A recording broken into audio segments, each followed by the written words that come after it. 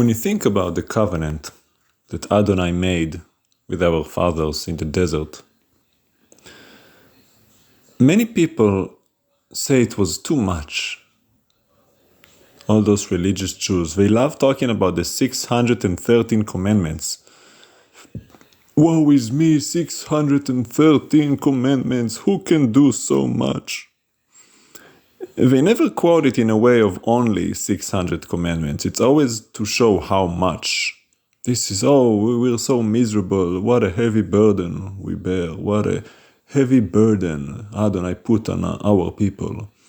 I heard them joke many times why there will be so many more Gentiles in heaven than Jews, because they refer to the Noahide covenant under Noah after the flood.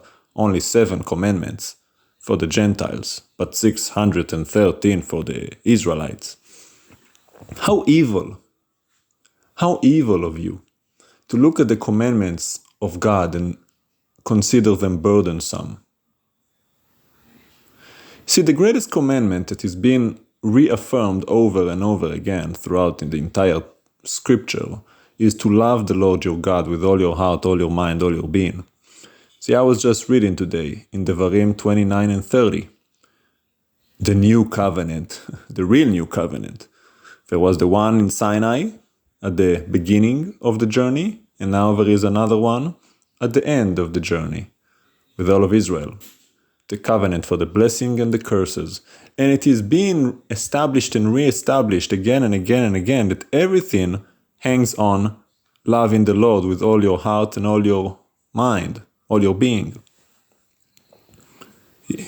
Moshe says it again and again. If you go astray to serve other gods, this will happen. But if you return to Adonai with all your heart and all your mind and all your being, this will happen. That's really what it's all about. You have to snap out of this mindset of so much, of such a heavy burden. It's so evil. If you love your king, you don't do things because you have to. You do them because you want to. The king tells you to go there, go do this, whatever. Bring this, take it. Doesn't matter. Your king can give you 1,000 commandments in a day, as in things to do. And for many of you, your boss does that. And you do it willingly. You don't count. You don't sit there and say, well, you already told me to do 200 things today. Well, many of your bosses tell you to make 300 phone calls a day. You don't complain about that. You do all kinds of things for all kinds of people. Willingly.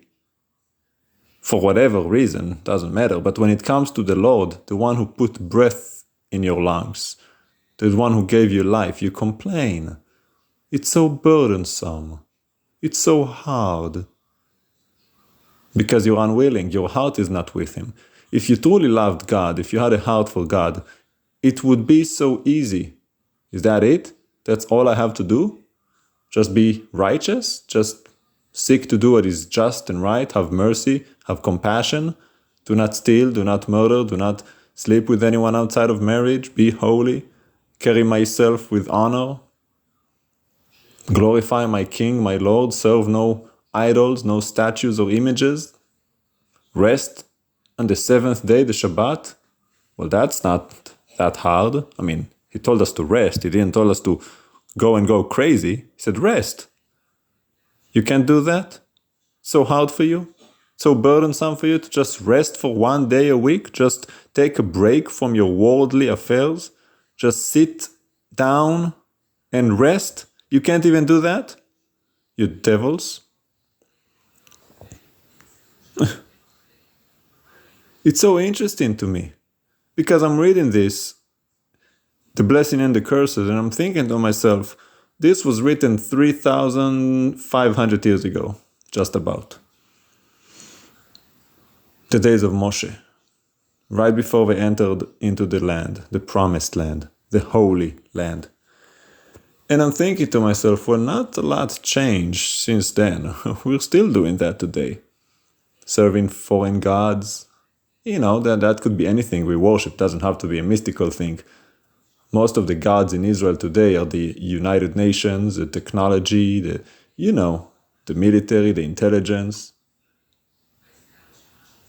We take pride in our own strength, as he warned us in Yirmiyahu, Jeremiah 17, not to do. Cursed is the man who trusts in man. But we do all of these things, and I'm thinking to myself, well, surely we are under a curse, even though the Lord in his great mercy and grace has not unleashed the curse to the full extent, even though we deserve it. Just looking around at how we live our lives puts the fear of God in me. I'm like, well, I'm just waiting for the hammer to fall. It's like, Lord, surely you are just in your judgments against your people, but the Lord is gracious and merciful, and he has a bigger plan, because he already judged us, he already punished us, he already hit us enough.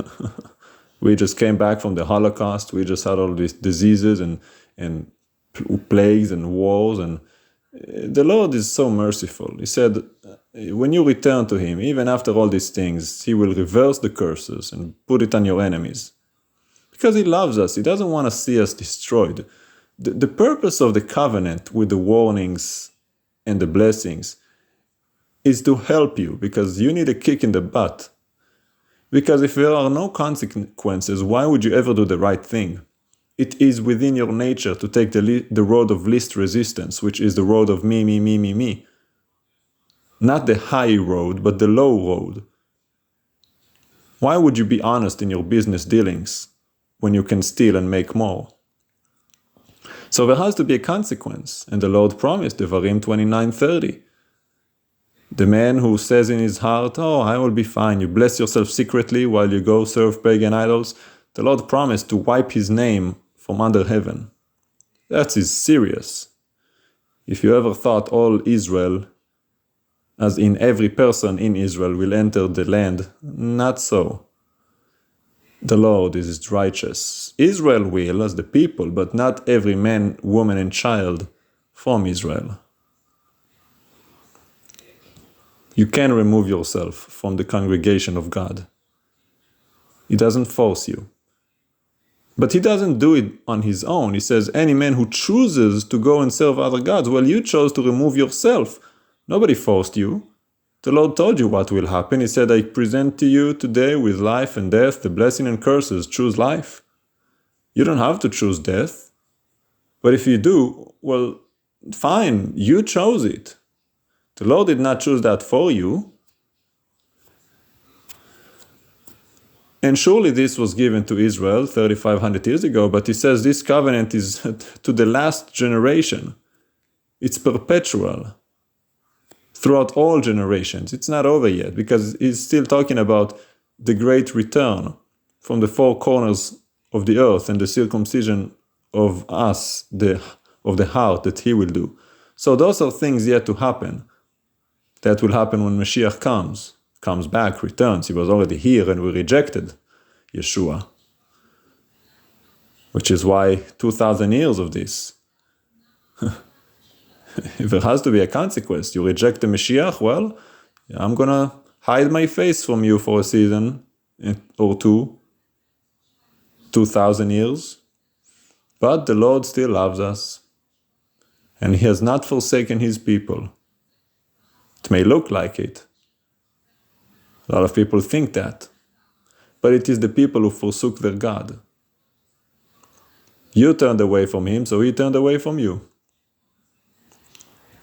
Not a pleasant thought, I know, considering that he is the Lord Almighty, he is the only living God, there is no life but him. You do not want God to turn away from you. No. The Lord is life, and there is none but him. If he turns away from you, you got nothing coming but death. Not good. Not good. So just love the Lord. Why would you not? He gave you everything. He is the Lord. He gave you your very life, and he loves you. He provides for you. He protects you. He wants to bless you. He wants to help you. Why would you say no? Unless you really are that evil in your heart and wicked. It's your choice. Turn to Adonai, the God of Abraham, Yitzchak, and Israel. He made a promise to the foreigners too. Devarim 29:30. It includes the foreigners amongst Israel. You could be grafted into the promise. It's your choice. It's not about what you do externally, it's about who you are internally. Because if you love the Lord your God, there is nothing too hard for you to do. Doesn't matter if it's 6 million commandments, you will do it gladly. And you wouldn't even count. Why would you count? Look at how much I've done for you. Evil. People count how much they give to the penny. Well, I've given you exactly 10%. We're square, we're even. Evil. Always give more than what is required of you. Yeshua said, if they ask you for a mile, give them 2. They ask you for a shirt, give them your coat. They ask you for whatever, always go above and beyond, or else you are no more than what is expected of you.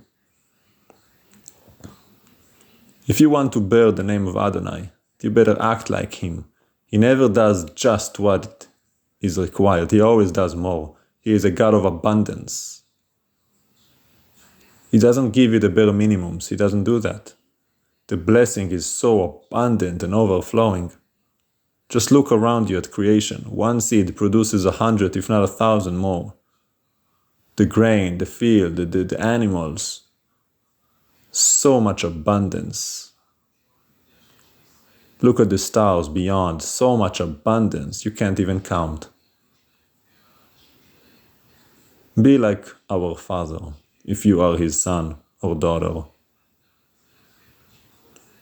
That's what Yeshua came to do, to show you the example, what it looks like to actually live out the Torah. Not just do the deeds as if you check in the box, okay, I've done this, okay, I've done that. No, actually you put the spirit in the fulfillment of the Torah to show you what it looks like to actually be the kind of person who lives by those laws, to understand the spirit of the Torah.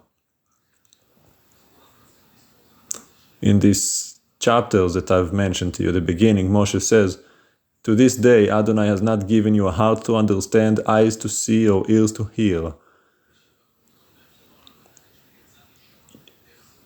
You have to understand. Yeshua came to open the eyes of the blind, the ears of the deaf, to heal our stony heart, give us a heart of flesh, to give us understanding. You're not going to get it by listening to this message. You're going to get it when you actually give your heart to God. When you actually make that decision to be his servant, to dedicate your entire life for his will.